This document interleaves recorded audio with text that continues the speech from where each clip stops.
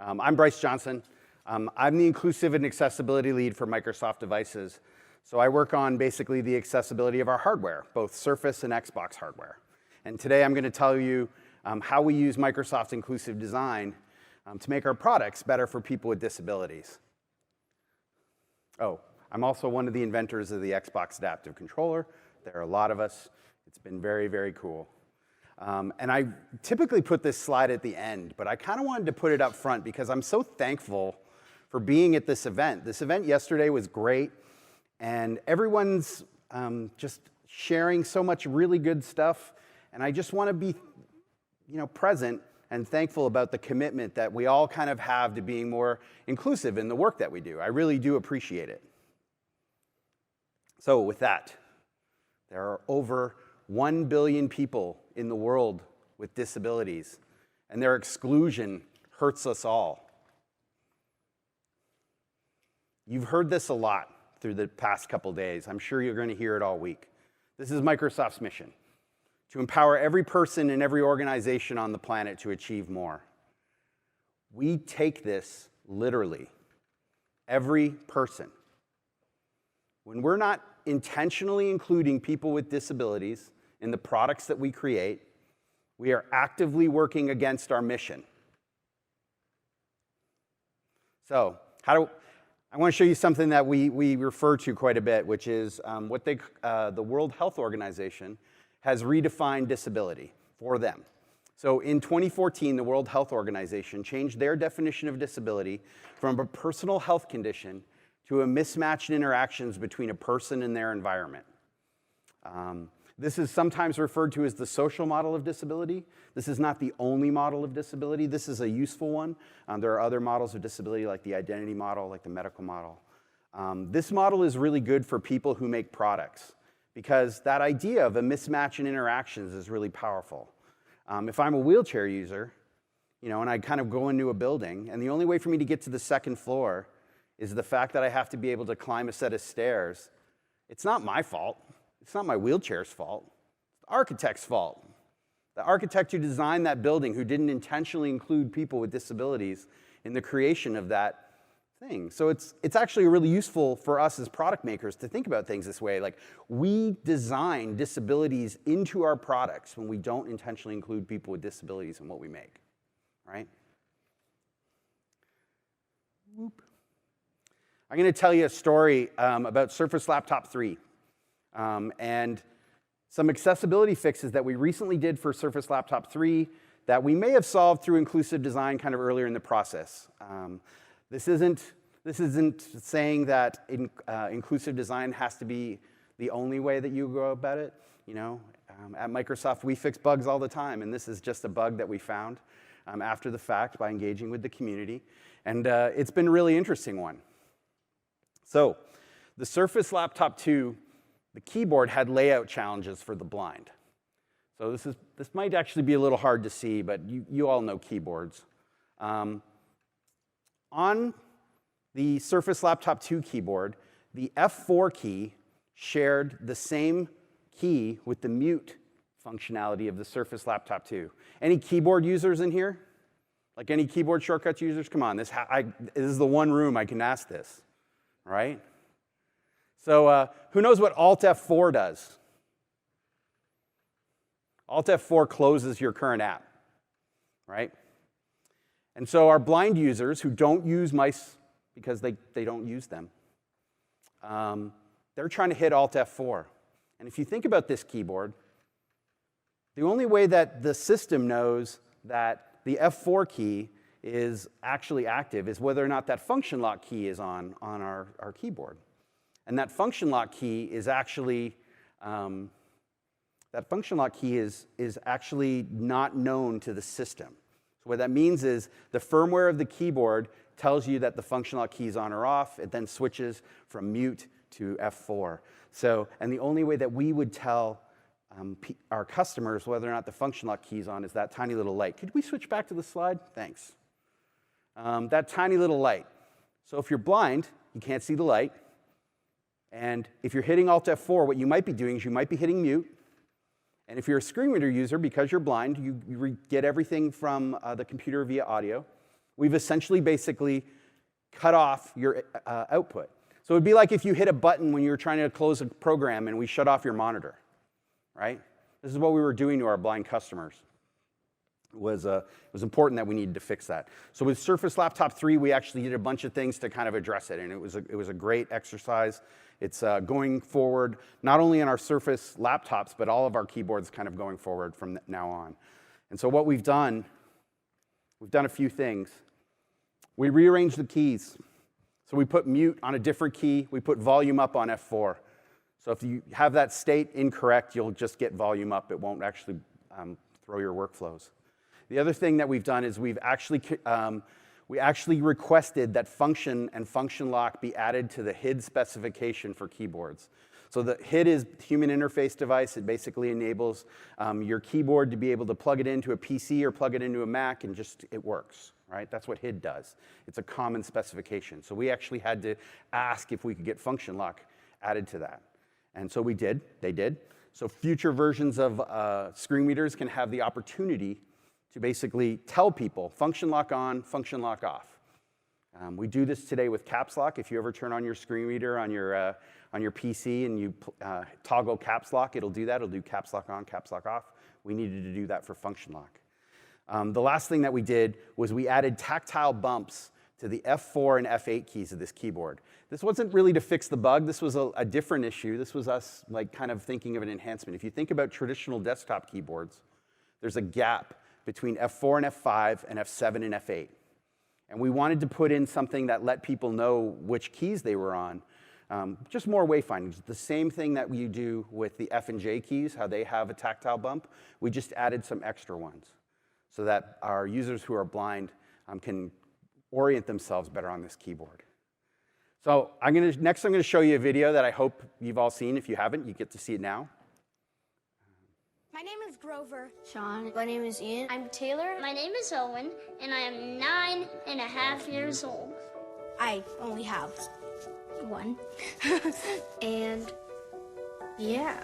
I love video games, my friends, my family, and again video games. Whenever I play it, it makes me feel happy. The fun that you get to have with connecting with your friends. You make your own rules? It's his way of interacting with his friends when he can't physically otherwise do it. When I'm playing with a regular controller, there's some things that don't work for me. It's difficult for me to use both joysticks and the D-pad at the exact same time. And it just slowed me down a bunch more, while other people were like... She's never had the freedom to play at the level she knows she could. I never thought it was unfair. I just thought, hey, this is the way it is and it's not going to change. What I like about the adaptive controller is that now everyone can play. I don't even have to look at the controller and just be like looking at the screen like, hey, yep. You never want your kid to feel like an outsider or an other. One of the biggest fears early on is, how will Owen be viewed by the other kids? He's not different when he plays. It's a little challenging, but that's the whole point of gaming. I can hit the buttons just as fast as they can. And I think I can crush my friends. No matter how your body is or how fast you are, you can play. It's a really good thing to have in this world. Yes, as Grover said, I can crush my friends. It's important.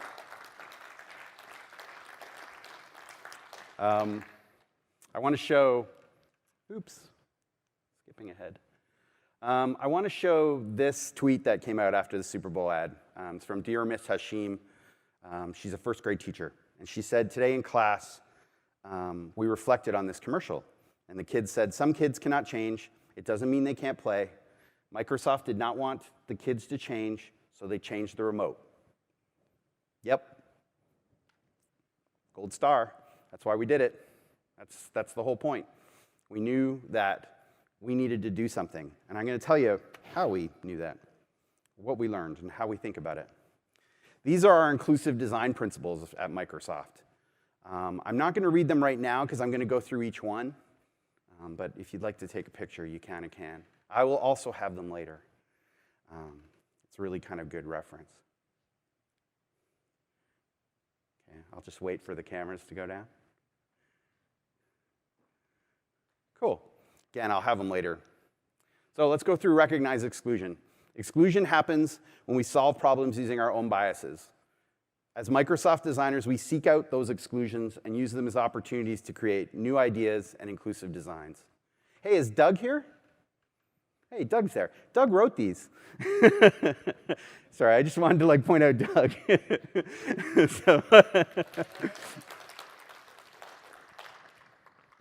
So yeah, let's talk about this one, recognize exclusion. So, game controllers.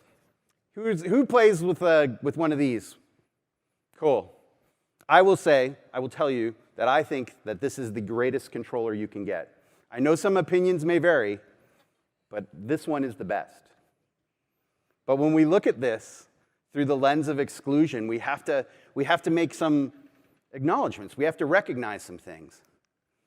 We have to understand that this thing was designed to be used with two hands.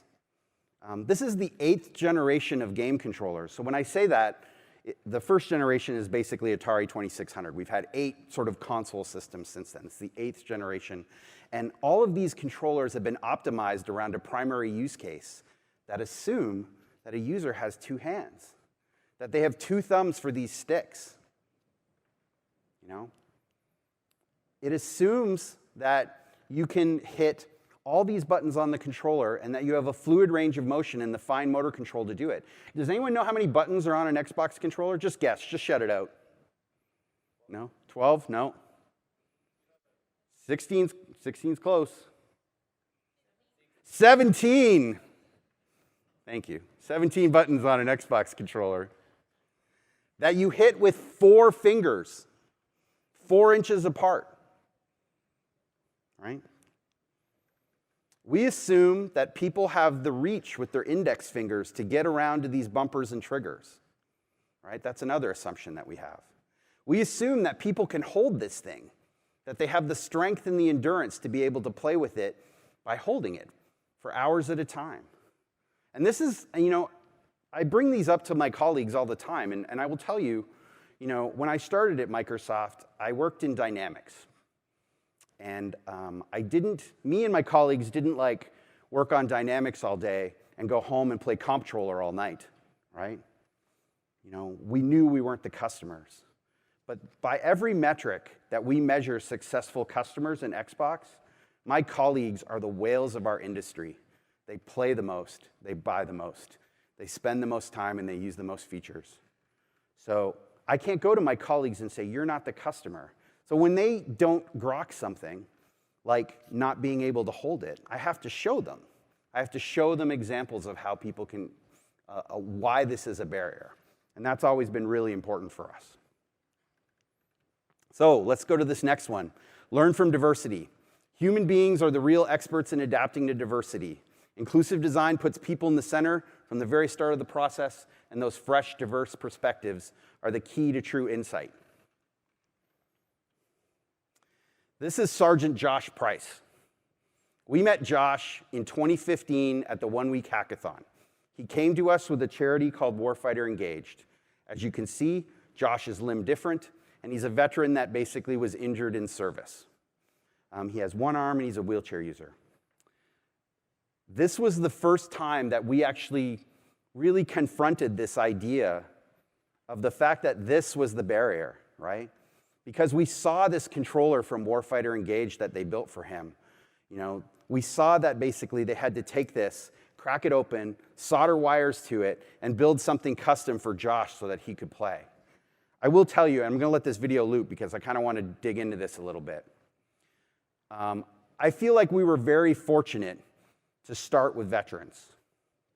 And the reason why I believe that we were really fortunate is because when you talk to vets today, there's, most vets that are in service grew up playing video games. And we hear stories again and again, basically, of how, when they're deployed, their social life is centered around playing video games. And so when they're injured and they come home and they go through rehabilitation and they try to integrate back into society, the one thing that they did with their friends is lost to them. And that was powerful. That was super powerful for us to hear that we were causing our best customers to not be able to play because we were gating interactions on the console through this. You know, when you think about this product life cycle and you think about the fact that like when, you know, we kind of always go, why are we doing this? How are we doing this? What are we doing? Right? Why became apparent. We had veterans on our leadership team. We all knew why we were doing this, right? How's always tricky, but that's all right. We kind of got through it. We all kind of knew why we were doing it. It was super important. So after we met Josh and Warfighter Engaged, we continued to iterate on this process. We actually did 2 hackathons at Microsoft over the 2015 and 2016. And we started to bring in more charities in this idea of learning from diversity.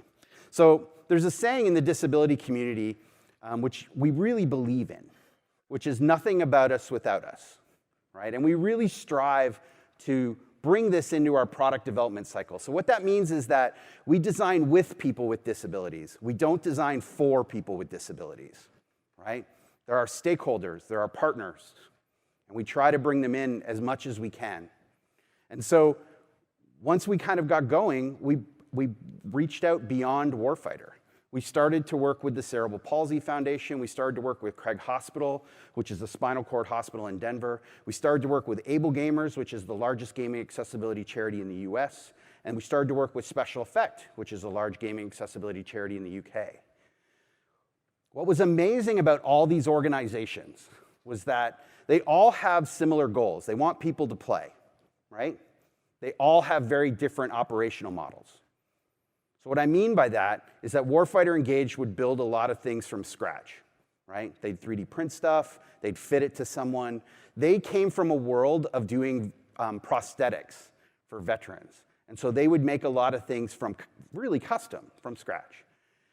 Able Gamers, they do a lot of volume. They're probably the charity that does the most volume, and they exist here in the US. So they have to think of prepackaged solutions, or they have to think of ways to plug things together so they can put it in a box and like ship it to someone's house after doing like a remote consultation, right? That's how the US works, you know.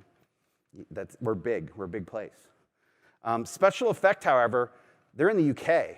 They can take an occupational therapist and a technician, and they can get into a car and they can drive to someone's house and they can build a controller in your living room. And all these pictures that are up here are actually from Special Effect. So, you know, these pictures have been kind of a really good roadmap for us for a really long time. They share a lot of photos of people who can't use a traditional controller. And so while we needed to support all these charities, we had to think about each of their operational models, right? We had to create a device that like worked equally well for Warfighter as it did for like Able Gamers as it did for Special Effect. But beyond that, one of the things that we really got into when we were doing our research and we were working with the community, a lot of the times you see the caregivers and the people who are in these people's lives, you know, and they're in the background. And what we would see again and again and again is we'd see people who would have to learn technology for something that they don't use.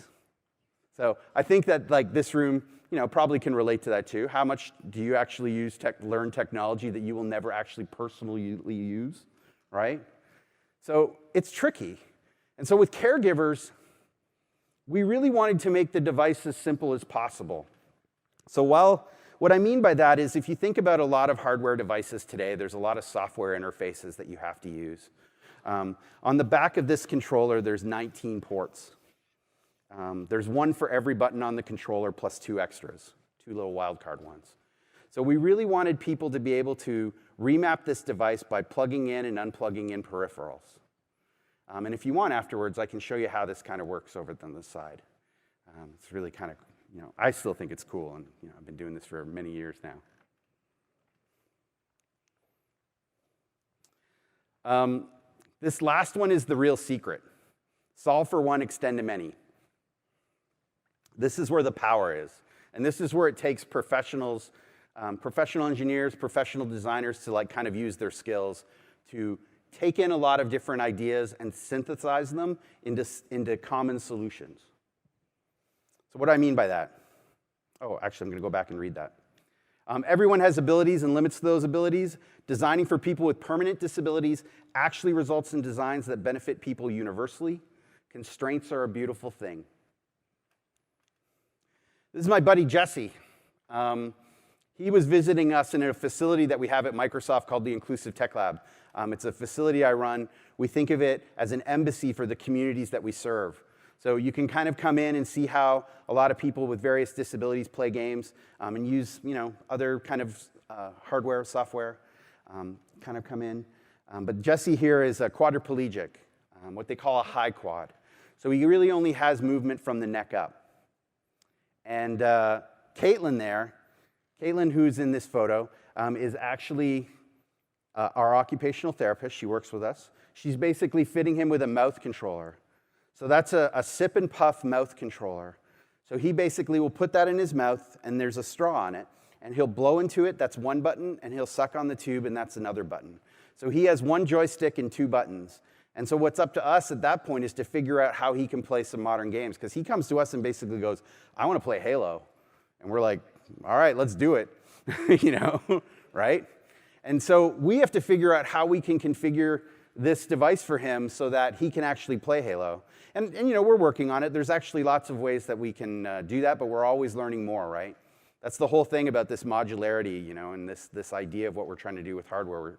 We don't know what we can actually, everything that could possibly happen. We're learning stuff kind of all the time. So Jesse's one extreme case.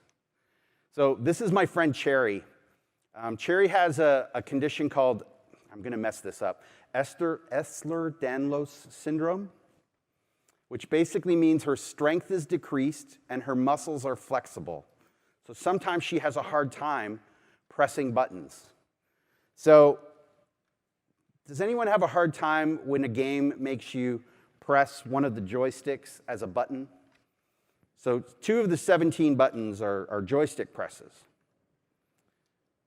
Cherry has a really hard time with those. One of the features that we did with this controller, specifically for this controller, but at the same time, it works with all Xbox controllers, we have a feature called Copilot.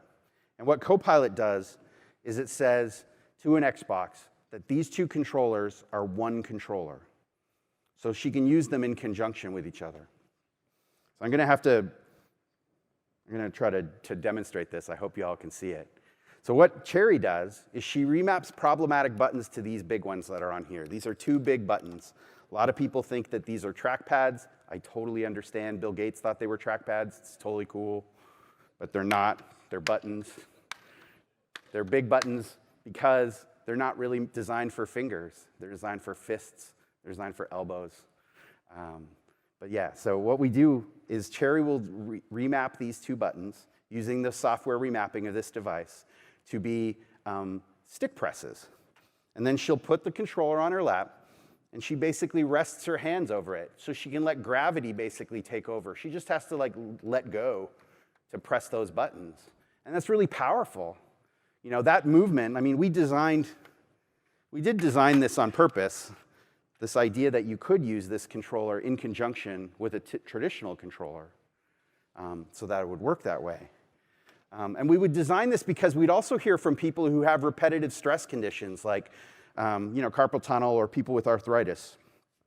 And there was one woman I remember who had arthritis, and she said, I play Destiny, I can only play for 2 hours of doing this before my fingers are burning from my arthritis. All my friends play Destiny.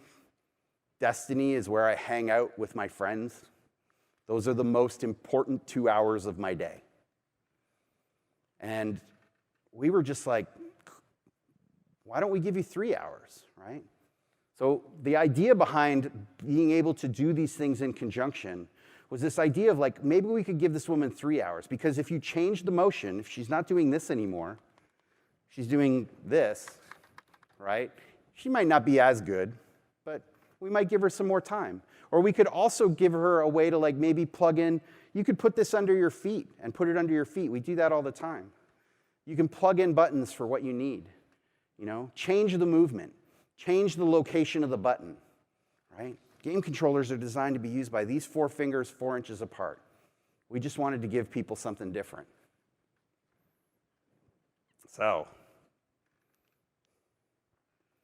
all right, I'm going to go through these and put them in context, right? So, recognize exclusion. Our traditional game controller is optimized around a primary use case that makes assumptions about how it's used. We recognize that when someone can't use our controller as it was designed, this was the barrier. Doesn't mean it's not the greatest, but it's a barrier. We engaged across learning from diversity. We engaged across the gaming accessibility community, and we're given insight not only into the functionality of the device and what it enables, but how the form of the device reflects on the user. So what does that mean? When we worked with the Cerebral Palsy Foundation and we started to tell them that we were going to go to a device that looks very unlike a traditional game controller, they had concerns.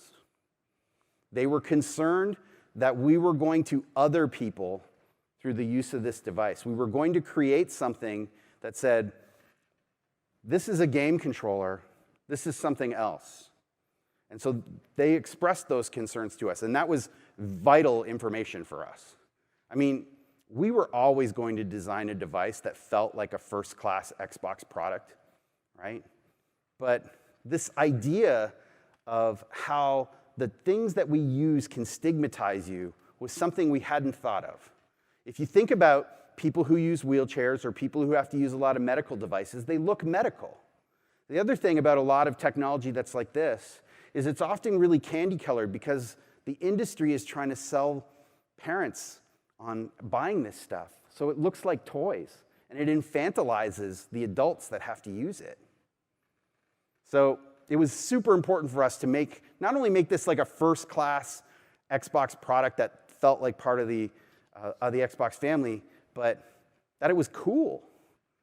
And we were very excited when people responded to this once we launched it, that people actually would call that out in reviews, which was amazing. And we were even more excited because now occasionally we hear from schools where teachers are basically saying, I have students that I teach that are resistant to using the assistive technology that they need to use because it others them. It separates them from the other students in the class.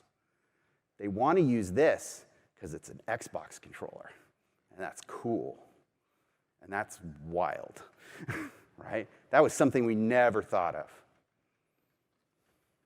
So this last one.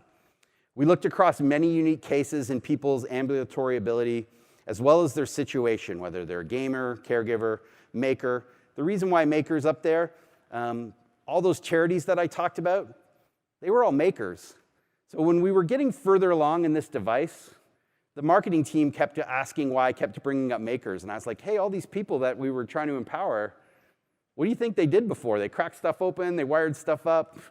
They're all makers. So we still needed to kind of honor that maker heritage and empower people to do it. We actually have a spec that you can go out and build your own buttons. It is just a normally open or normally closed switch. It's really easy. But there's lots of ways for makers to engage in this. And the whole point was that we wanted to give people a way for them to build a controller that fits them, right? Something that fits them. That word fit is really important to me. I think about it a lot. I want things that fit. The way that we think about inclusive design, the way that I think about inclusive design, I don't want to speak for everybody here at Microsoft. You often hear the term universal design, this idea that one thing can work for many people. I will tell you in hardware that is tricky. It's just as tricky as it is in the built environment. We like to think about inclusive design as one size fits one, not one size fits all. And that's something I really agree with and aspire to. So I'm going to tell you some design stories. These are some fun ones. These are some sketches from the industrial designer of the device, Chris Kachowski. These are some early prototypes. Just 3D printed polygets. They show that at this point in the development of the device, we knew how big the device was going to be because we knew we needed to support this many ports on the back. So we had a relative idea of size. So this is when we started playing with the idea of adding big buttons to it and adding other controls that we didn't originally have.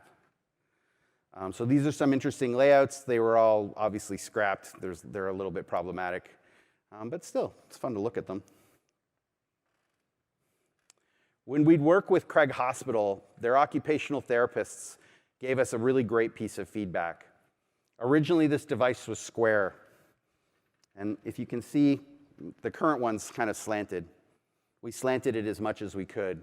And the reason is that the occupational therapists told us, if you've got this high ledge and the person's resting their hands on a table, you're going to give them like a pressure sore over the course of the day, like with that. So you need to kind of slant that out. You need to have some better angle there.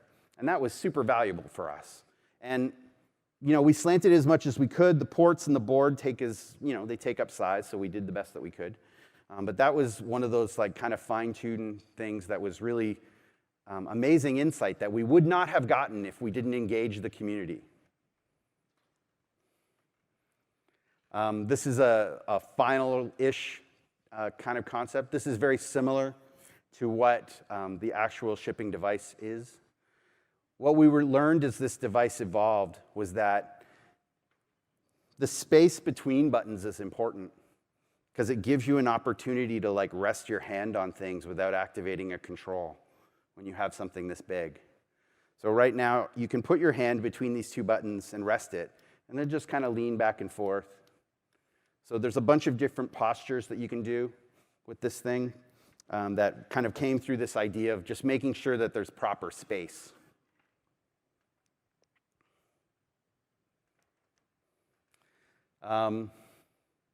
Craig Hospital, a lot of our team visited Craig Hospital, and it's a fairly new facility. And they would go around the facility, and the user researcher, whose name's Scott Wong, would ask, why are all the walls scratched or banged up? Like, what's with all the, this is a new hospital. Why is everything so beat up? And their answer was, well, our patients are, recent spinal cord injury people. They may be driving a wheelchair for the first time, right? And they're learning to drive this wheelchair in this facility.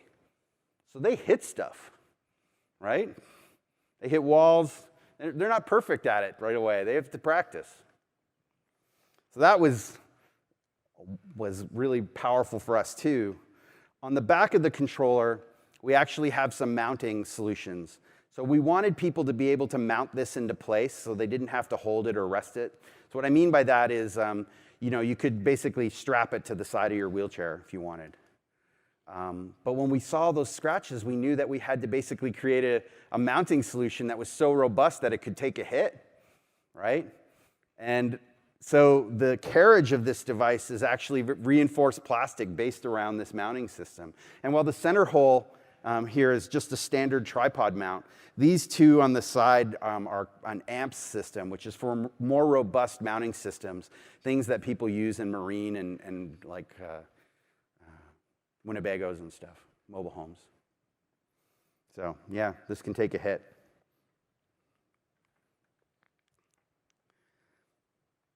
Our design team actually went so far as to make sure that the package of the device was as accessible as possible. There was one of our users that we kind of worked with is a fellow named Will out of the UK. And our team went to visit him, and he offered us a Coke. He was very, very hospitable. And then he proceeded to open his Coke with his teeth. That's just how he rolls. I work with a lot of people who use their teeth because they don't have a lot of use of their hands. So they'll use their teeth quite often. So one of the principles of the packaging design team, one of our design principles for the package was no teeth. So I'm going to play this again, and I'm going to walk through how this package works. The idea is that we wanted people to be able to open it all with one finger. So the box there has a tape loop. You stick your finger in that loop. You can pull open the tape loop. The box falls open. Inside there's another tape loop which exposes this little ribbon. Stick your finger in that loop, you kind of jimmy the box open. It exposes the controller, kind of sitting there. The controller is sitting on a tray, which you can slide out, again, with one finger. Inside that, there's a cable in a cardboard enclosure. There are no ties on this cable. It is just in that cardboard enclosure. You can grab it, shake it, the cable will fall out. And then the tray that the controller sits on is the quick start guide. So the packaging team did a wonderful job. They did a great job with this product.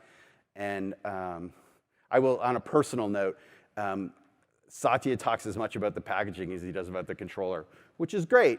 But as the inventor of the controller, I must admit, I'm a little bit like, hey. But it's cool. The packaging team did some amazing work. And we've taken what we've learned and we've tried to think about how that works with our other devices. And just to give you a little bit of insight, so our latest Surface packaging, which is going to be out imminently, has some of these principles kind of applied to it. I will say it is not as extreme as this device, because what we found in testing was that the stuff that we did intentionally for people with limited mobility was actually hurting the performance of typical people. So we kind of like found a balance, right? And we'll go through that when those boxes come out. All right, back to this. So we've kind of gone through all of this so far. We recognize exclusion. We had to recognize that this was the problem. We learned from diversity. We worked with a lot of people. We solve for one, extend to many. We take a lot of use cases and we try to find the commonality. We try to create solutions that kind of address them all. So I wanted to give you some tips further on this. So, oops, there we go. So a lot of this was discussed yesterday, which is really cool. This idea that everyone has bias and to just accept it. We all do. And so what I kind of say is don't let your assumptions, and I'm going to add another note, or your comfort get the best of you. And so, we talk a lot about assumptions. I think the reason why I add comfort is I really do encourage people to intentionally engage people with disabilities, And we need to banish unintentional exclusion. We all make mistakes, but we need to kind of figure out how to be intentional all the time so that we never create any unintentional mistakes. This is one piece of advice that I've kind of learned over the years, and I will tell you it's hard, is this idea of when you do exactly what one person says, it may steer you in the wrong direction, and it might give you incomplete insight. So I know I've been sitting here all day telling you nothing about us without us, work with people with disabilities, work with many people with disabilities, not just one, right? Go out and find more people. It's important. So solve for one, extend to many. Collaborating with people with disabilities is about identifying unmet needs. It is not the responsibility of the community to articulate solutions. So, I work with a lot of wonderful engineers, and this kind of ties back to that comfort thing, where basically they meet someone with disabilities, or designers and engineers, I don't want to just call it the engineers. They meet someone with disabilities, they're not familiar with people with disabilities, they don't engage a lot in their life. And these customers with disabilities will say, I want you to do this. And the engineers go, yeah, let's do it. Now, honestly, would you change your products based off one person's feedback? Is that a good practice? I personally believe, we're professionals. We're introspective. We're good at our jobs. Like, you take that feedback, sure, but that doesn't mean you have to do what they say exactly. And that's what I kind of see out there in the world when I work with our teams, is this desire to please as opposed to actually doing what's kind of best. And the reason why I say this is that this is probably going to be a little bit of an unpopular opinion. I don't think accommodations are enough. And I think Striving for accommodations is a missed opportunity to innovate. What we've seen through our inclusive design practice is this ability to find true insight from people with disabilities that apply universally. So when you just kind of build a better accommodation, it is a missed opportunity. And that's my personal belief, but I've been doing this a while, so I do have a little bit of insight into this. So, that's it. That's what I wanted to talk to you about today. And I would love to take some questions, and I can go over there and I can show folks how this thing kind of plugs in and works and stuff. But yeah, I really want to thank you for inviting me. Thank you.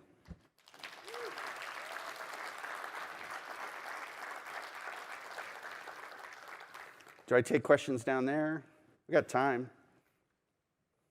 That's cool. You can find me. I'm around. Oh, awesome. So when you talked about not taking necessarily just the input from one person when designing for accessibility, I think one of the things that doesn't really get talked about is that there aren't a lot of disabled programmers. As a disabled programmer, the field is very hard to break into. And so what kind of accommodations would you like to see in the workplace to help elevate these voices to designers themselves? Yeah, that's an awesome question. I think, and something that I think we see a lot. Like when I said before, like there's 1 billion people in the world and their exclusion harms us all. We all recognize that people with disabilities are unemployed at twice the rate of the average person. So empowering people with disabilities to be employed is vital. So what do I want to see? You talk about programming. I will tell you, the Visual Studio team does a lot of work. And I don't work anywhere close to that team, but we're kind of a tight community at Microsoft. And I know they're trying really hard. It's just such a massive endeavor that they're always kind of working on it. But beyond that, I think that we kind of have to think about this idea of what is the workplace, right? So I think a lot about remote work in what we do. And I think about how we can empower people who might not be able to go into an office for any number of reasons, whether it's physical or cognitive, whatever. How do we enable those people to work remotely? And then when I think about that spectrum of interaction, I really want to think that maybe some of the things that we do to empower remote workers actually will empower people who are introverts at the office. They just don't want to go and engage with everybody. That's a pretty broad, high-level question. Is there something specific you want to get into?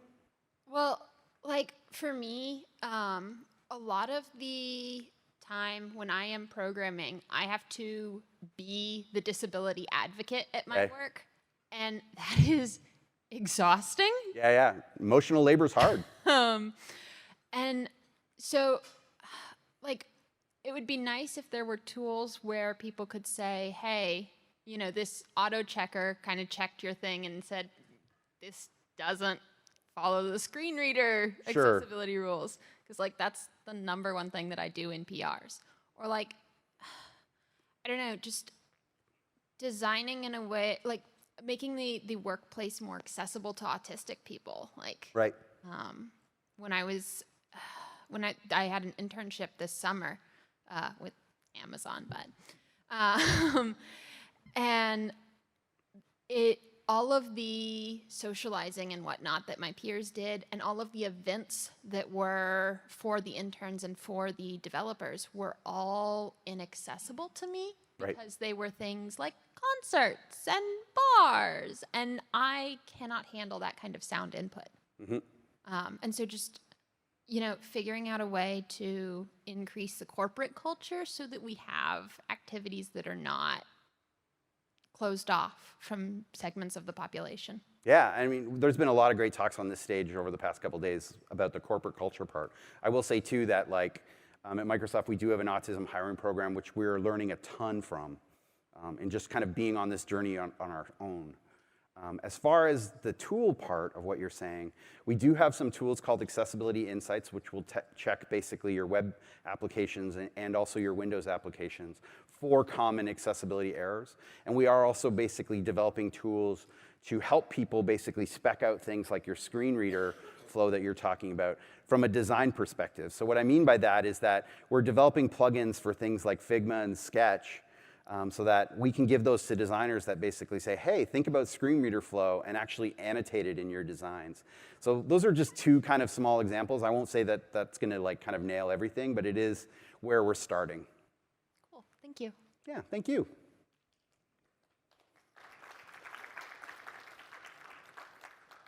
Hey. Hey, I'm Danny. I am autistic, and I have two questions for you. One completely other questions. My first question is, this is a really great solution, and I heard about adaptive controller before, and I love it. But my field of expertise is people with learning disabilities, people with cognitive disabilities. Do you have gaming solutions for them?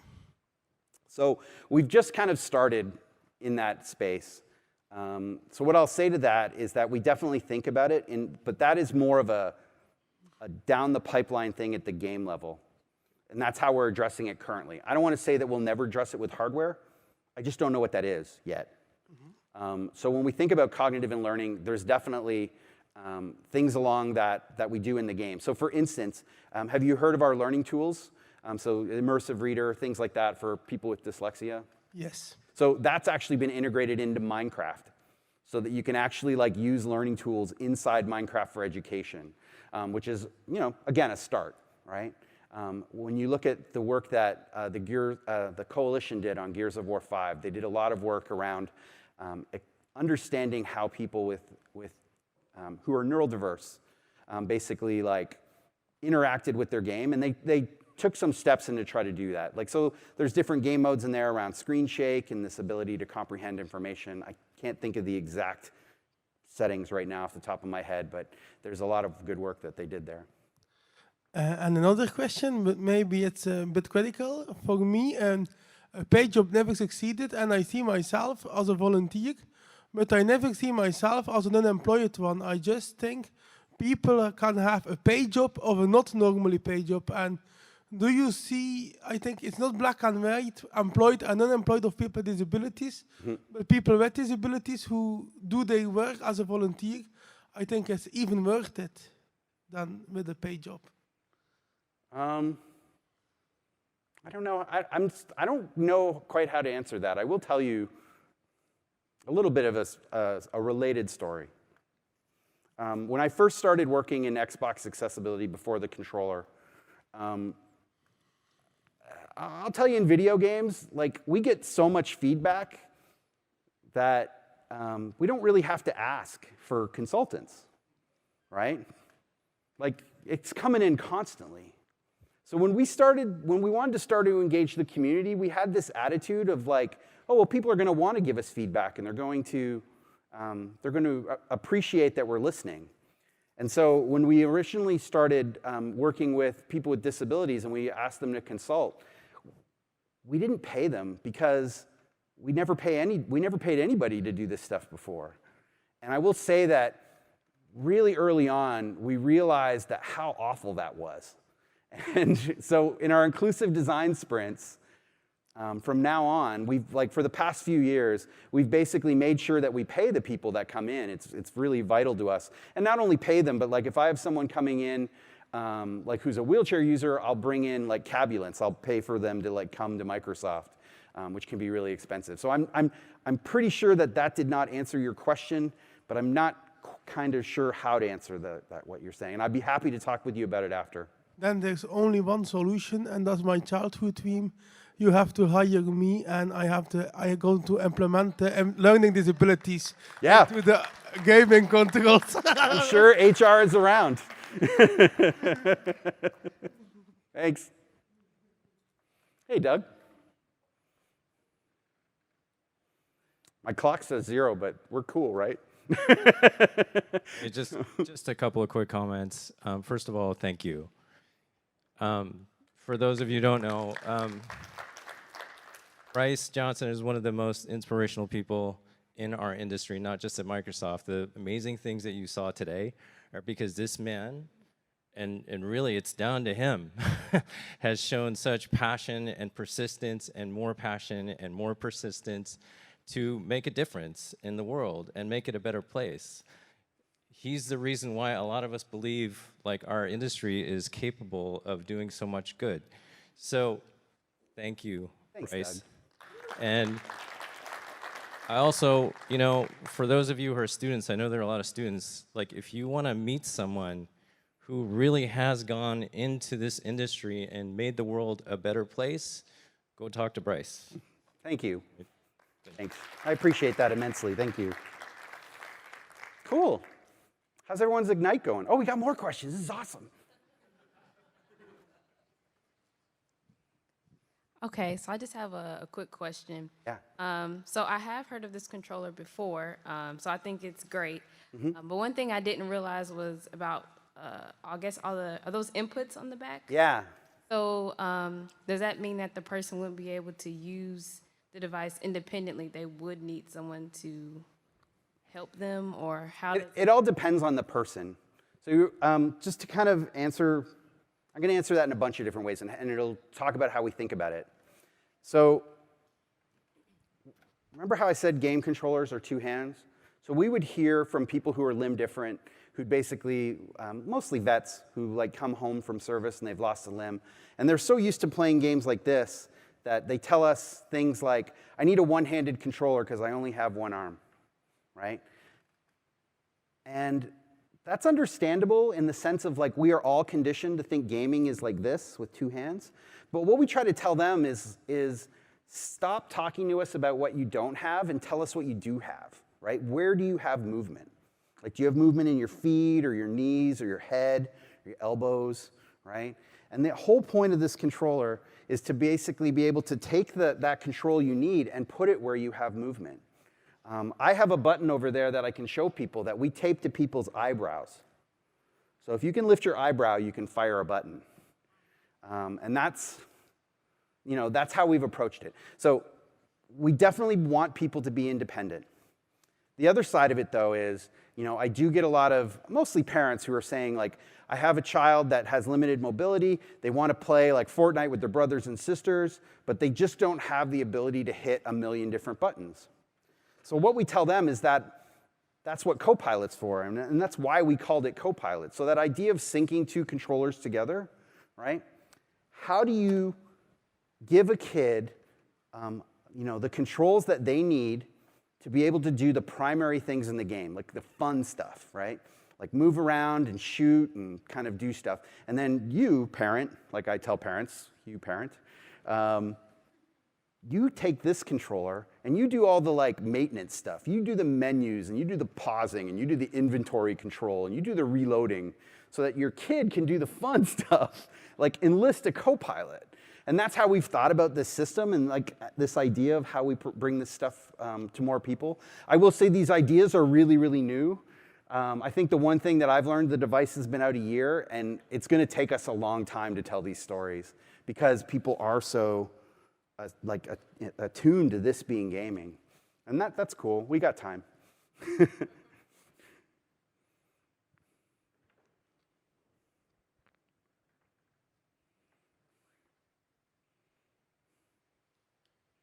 So I'm not sure the best way to ask this question. I'm a dyslexic programmer, and it doesn't affect me as much as other people, other programmers that I've met. But I've recently been wanting to, as I build software, help people with disabilities. It hasn't been a thing that I've really tried to be an advocate before. I've always been like more on the ethical side of, you can't put social security numbers in plain text in a database. Don't do that. That's bad. Yeah. I've been asked that before. Yeah. But we just finished a product that we did a release test with, and me and one of my coworkers went on site, and I noticed that a couple of the employees were autistic, and I started thinking, what type of things, where can I go and get advice on how can I make the software that I'm building more accessible? I remember when I was in college, there was people that used high contrast mode, and we're having a serious conversation of the different features, but we don't know where to look for advice. Yeah, I will. You're not alone. I've been doing accessibility for 20 years, and I'll tell you, for most of that time, it was all about blindness. It was all about blindness and low vision. And as an industry, like we got into mobility when we identified this. We still think about it, But when it comes to neural diversity and the unique kind of challenges of that area, we need more guidance than like, make it simpler, right? Because if you go out there right now and you look at like WCAG and you look at these things, the guidance is not very concrete and it's not nuanced. It's really just like make things consistent, make things simple. So as an industry, I feel like we got a lot of work to do. And the World Wide Web Consortium is actually thinking about neural diversity right now, and they're working on those guidelines. But yeah, I think we're at the start of that journey. So I wish I had a better answer for you, but that's why it is so vital for us, like internally at Microsoft, that's, to have the autism hiring program to engage these communities. I think just to give you an example, and I don't want to say that this is, I think the one thing about neural diversity is this idea that it's not one thing fits a lot of people, but one of the things as a designer that I realized, I've worked on Xbox and Windows UI a long time. And so if you think about like the evolution from Windows 7 to Windows 10, we got rid of a lot of things like borders. We got rid of a lot of things like window controls and those types of things. We started to use things like spacing and proximity to section off things as opposed to putting it in a box, right? We made our UIs, we called it fiercely reductive.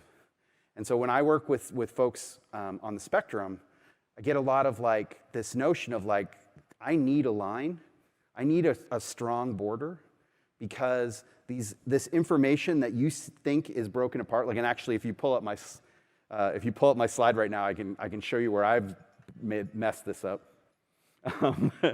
So those column widths are not wide enough because I'm trying to shove a ton of text on this thing. And I would hear from people that basically these columns were crashing together.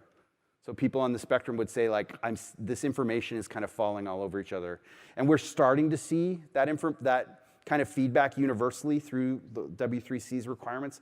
But again, it's really early on. Like, we're just getting started. So I wish I had a better answer for you, but I'm glad you're thinking about it. All right, thank you. Thank you.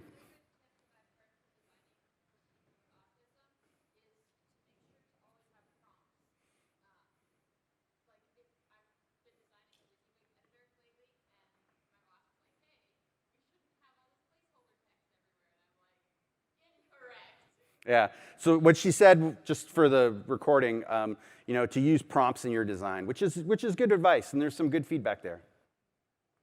Yeah, thanks. Cool. Woo, more. Hi, my husband is a partial quadriplegic, and he is a gamer, but he prefers PC games. Sure. Does that controller adapt to PC gaming, or are you working on anything that would help PC gamers? So yes, this works on PC. Anything that this works on. PCs or Windows 10 do not see these as any different. That was an important part of how we thought about it, and part of that simplicity.